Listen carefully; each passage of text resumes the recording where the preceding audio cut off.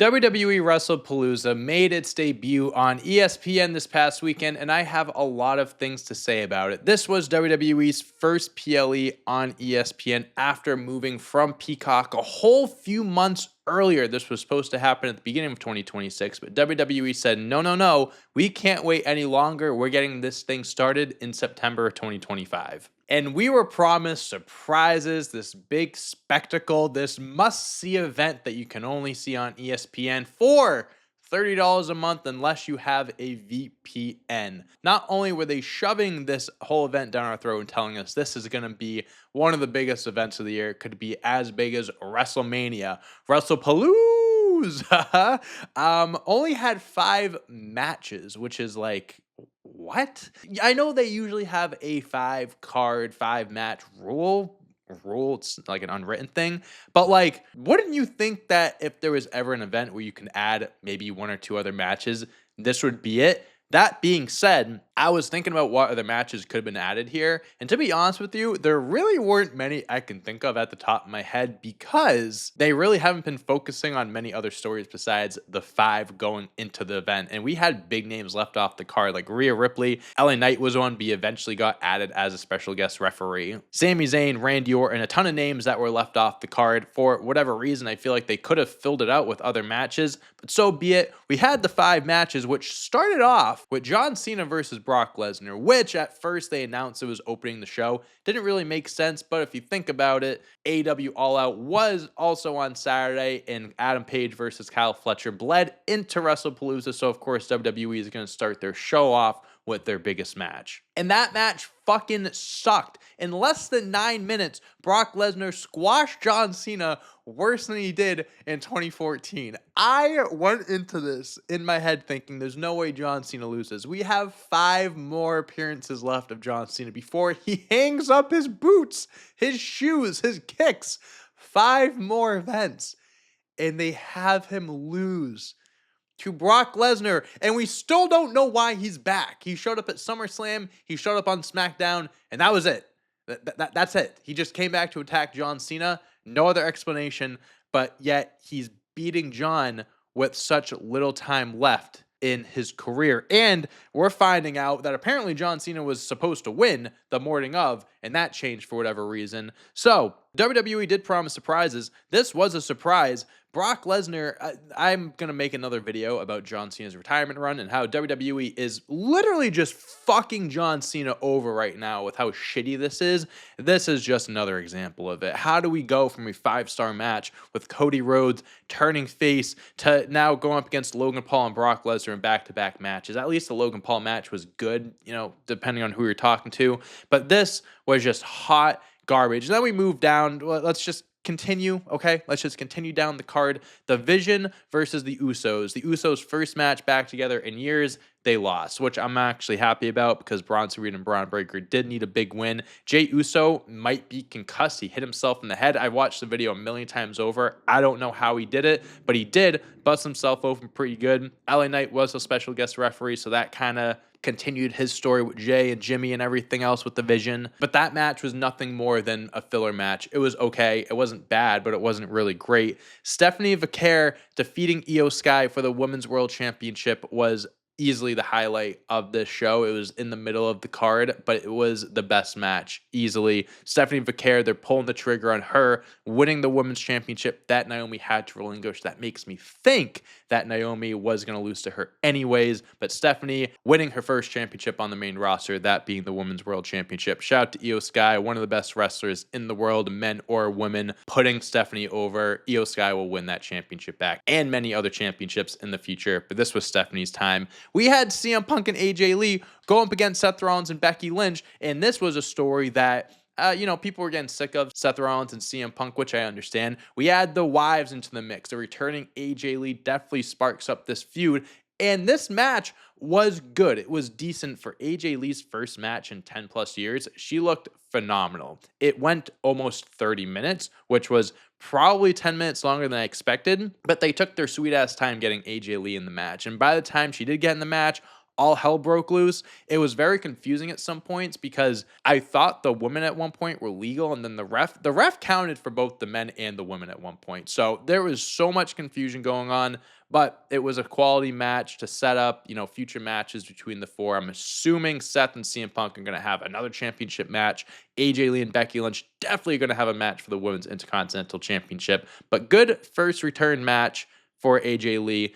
And now the main event. Okay, this is where I'm going to vent a little bit or a lot of it. I don't know. I kind of wrote all of this in anger.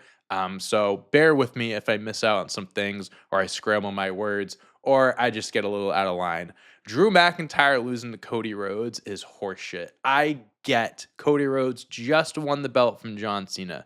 He was gone for this entire build, so there was nothing going into this. Cody Rhodes was filming the Street Fighter movie. He came back, said, "I'll see you at Wrestlepalooza." I hate the name. I hate the name Wrestlepalooza. It's so bad. It's so fucking bad. But Drew McIntyre doing everything he can to build this feud up. Drew McIntyre, there is no one more deserving of winning a world championship than Drew McIntyre. There's no one more deserving of having a run. He is one of the best heels. He is a near 7-foot Scottish psychopath that is jacked and has some of the best promo skills and he can be a wrestler of the year and give you match of the year. He has everything. He has fucking everything. In WWE, continues to let him lose, and they just keep they're not burying him, but like opportunity after opportunity after opportunity, he just keeps coming up short, and it's like I don't like why are we pulling the trigger? Next up, we have Crown Jewels. So Cody Rhodes versus Seth Rollins, right? WWE wants that. It's a big name match, a rematch, whatever. You got War Games. Cody Rhodes will probably be involved in a War Games match. Then I'd imagine that's when Drew's going to win because they want Cody Rhodes to have a decently length title reign. They don't want it to only last 30, 40 days, whatever the fuck it was at Wrestlepalooza.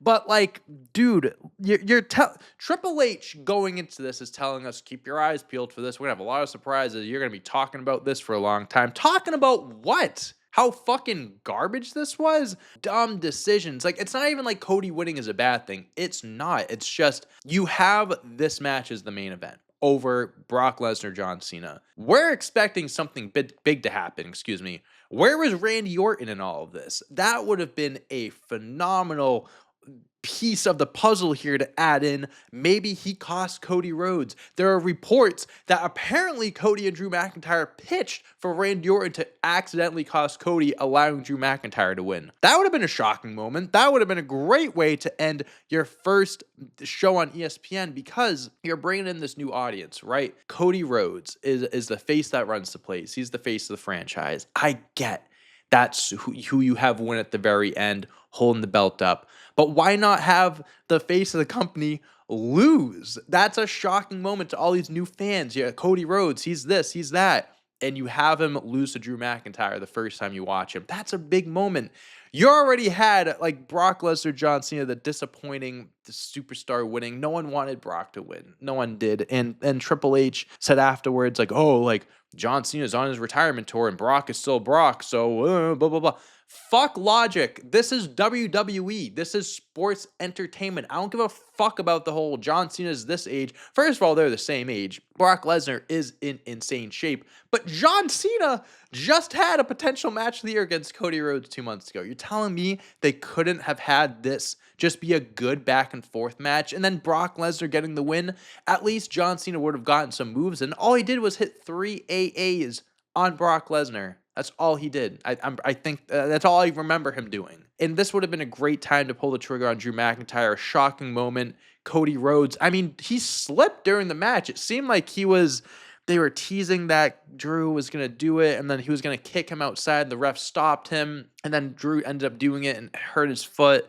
Wrestlepalooza was a massive disappointment. It was a massive disappointment. If you want to just like talk about this as a standalone show, not on ESPN, not hyped up as what could be a match of the like an event of the year, excuse me, this was a basic show. This is a B- C+ show that you have in August or something like that. This isn't a show that you hype up as a potential event of the year, your first event on ESPN. This is a garbage first event to put on ESPN. I'm sorry, but if you're trying to attract new viewers, you did the complete opposite, in my opinion. You went up against All Out because you're so just fixated on counter programming AEW. And they went on at 3 o'clock, you went on at 7 o'clock. And the main event of AEW bled into Wrestlepalooza. That's why it did John Cena versus Brock. And we hear all the time quality over quantity. They only do 5 matches versus AEW's 10. But these 5 matches get a bigger focus. They're going to be longer. They're just going to be better.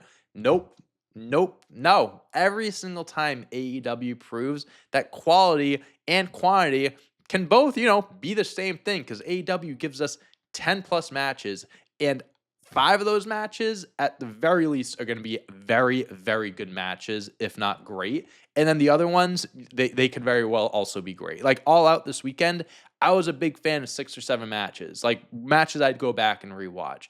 This event, Wrestlepalooza, the only match that maybe I'd go back and watch is Stephanie versus Io, because those 2 women killed it, and that was the bright spot of Wrestlepalooza. But you are fixated on counter-programming AEW, and you give us a shit show. And this isn't the first time it's happened. This has happened many times before. Why would you do something like this if you're not going to give us a good product, a good show? And ESPN themselves put out an article about Wrestlepalooza, giving it each match a grade, giving the final show a grade, and I'm going to read that to you guys right now, because the era of WWE premium live events on ESPN Unlimited kicked off with the Wrestlepalooza from Gainbridge, Fieldhouse in Indianapolis on Saturday, and this is an Andreas Hale's opinions on the show. He gave Io versus Stephanie a B+, the Usos versus The Vision a C, the mixed tag team match, Punk and Lee versus Rollins and Lynch a C, Rhodes versus McIntyre a C, and John Cena versus Brock Lesnar a C-.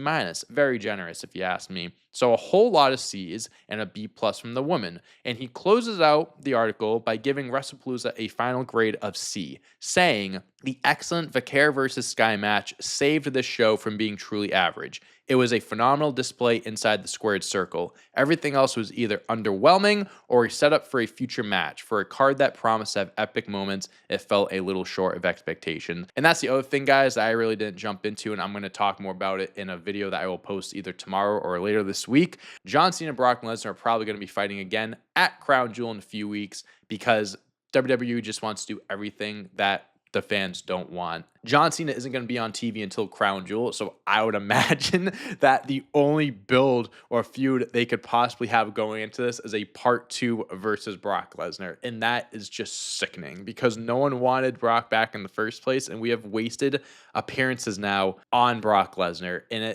I don't know. I don't get it. In Bleacher Report, they don't get it either. They were pissed at how Triple H booked Brock Lesnar. This is what they said, all right? This is Bleacher Report's article. "Now, a jacked-looking Lesnar got some monster presentation in front of an ESPN audience, even getting a Paul Heyman back." Don't even get me started about Paul Heyman. "This was more of a, we're sort of like Real Sports 2 guys, attention grab from ESPN than respecting Cena's limited remaining dates. Fire." What stinks is that anyone who has been around a long time would know this is perfectly fine with Cena, the ultimately company man for WWE, the ultimate company man, I think that was supposed to say. But for fans, it's a borderline farce. There's no hindsight angle making what happened on Saturday night acceptable. Not when the story has yet to even make up for the botched heel turn and miserable Mania main event. Triple H especially continues to burn goodwill like he doesn't have a choice, and it's a dangerous path. Being the architect of a botched GOAT Cena retirement tour is one heck of a mark on a resume. I don't know who wrote that, but I want to shake their hand. Hyping up this event as one of the biggest of the year and taking money from people, moving it from a service that was so convenient. Peacock was $8 a month. They just raised their prices, but that Peacock, that's on them. Going from $8 a month, we'll just say 10 now, to $30 a month, and you get 1 PLE. Maybe, I think they're only doing 10 a year. They're not even doing the full 12 yet. And this is the type of product that we should expect. No, that's not worth the money. I'm not paying for it, because this is ridiculous. WWE has gone too far with raising prices for events, moving events out of certain spots to go back to Vegas so you can make more money, going to Saudi Arabia, changing platforms and making more. Now, It's bullshit. I hate it. I'm going to vent my frustrations about it, and I'm probably going to be watching Raw tonight because I'm a wrestling fan, and that's just how it is. But WWE Wrestlepalooza was a massive failure. It was an average show. If it wasn't hyped up as this big event, I'd say it was average at best. Really wasn't anything memorable from it, but besides the fact that they made terrible decisions, and it's memorable for all the wrong reasons. So let me know in the comments, guys, your thoughts on Wrestlepalooza. I kind of went all over the place, so I'm sorry that there was no structure here. Just had to vent a little bit. But I hope you guys have a great rest of the day. Thanks for being here, and I will see you when I see you. Peace.